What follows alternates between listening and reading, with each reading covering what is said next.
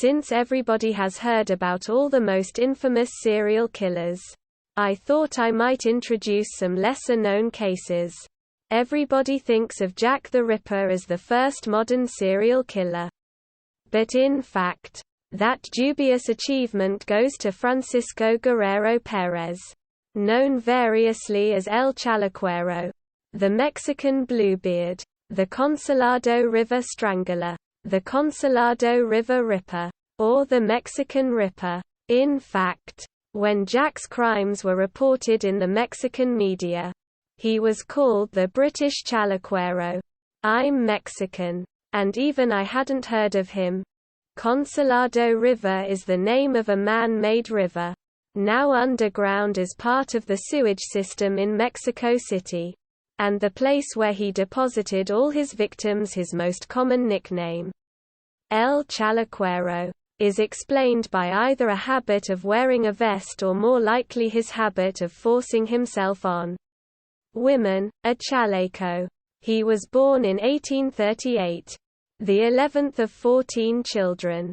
He was responsible for the deaths of 21 women, 20 of them confirmed prostitutes, that he raped, strangled, cut up and beheaded between 1880 and 1888, so preceding Jack by a good 8 years.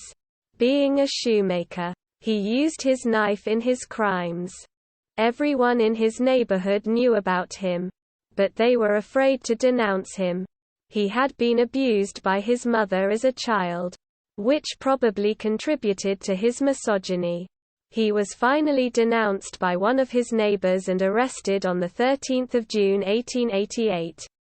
Being charged with only one murder and one assault, he was sentenced to death, but that was commuted to a 20-year sentence by the President of Mexico, Porfirio Diaz. However, he was pardoned by mistake and released in 1904, not wasting any time. In 1908 he killed and cut the throat of an old lady who had pissed him off, and he dumped the body in the Consulado River.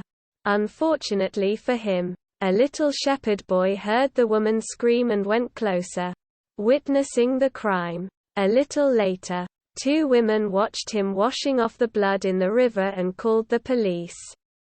He was arrested and sentenced to death by firing squad again, this time with no pardon. But he was found unconscious in his cell and taken to a hospital where he was pronounced dead. During the trial he was asked why he killed, and his answer was, "I don't know, sir. It's just that all women make me want to kill them when I look at them." He had a common-law wife and even had children. But he was a known womanizer, even though he despised prostitutes, believing that women should be pure and faithful to their husbands. Curiously enough, he was also a pimp.